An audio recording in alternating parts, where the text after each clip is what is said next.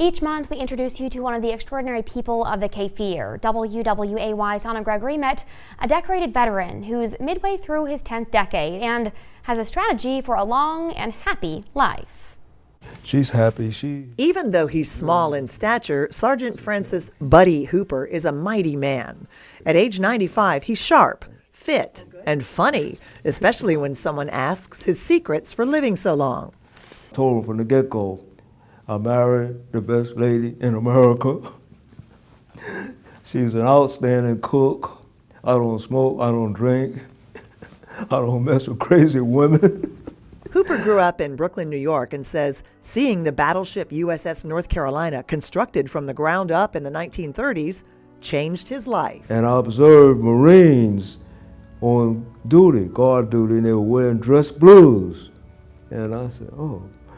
I said, well, when I'm old enough, I'm going to go ahead and I'm going to join the United States Marine Corps. And that happened when he enlisted in 1948 at age 19. He was stunned to find out where he would end up next. The pamphlets that I was reading, it said the U.S. Marines are trained at Parris Island, South Carolina, or San Diego, California. And when he told me, you're not going either way, you're going to Montford-Point.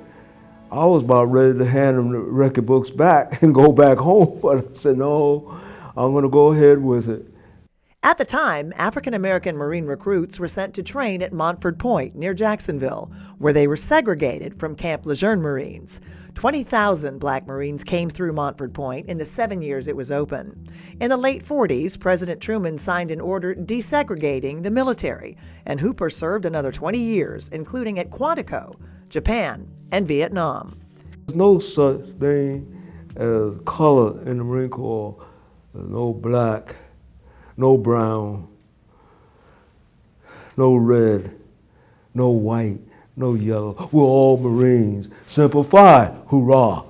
Most of the Montford Point Marines have died, and a special museum now honors them.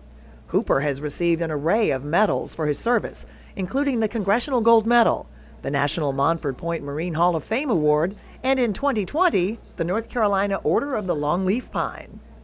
And then tell me about your wife. What does she think about all this honor and these accolades that you're getting at age 95? Yeah, well, she thinks it's real lovely for me.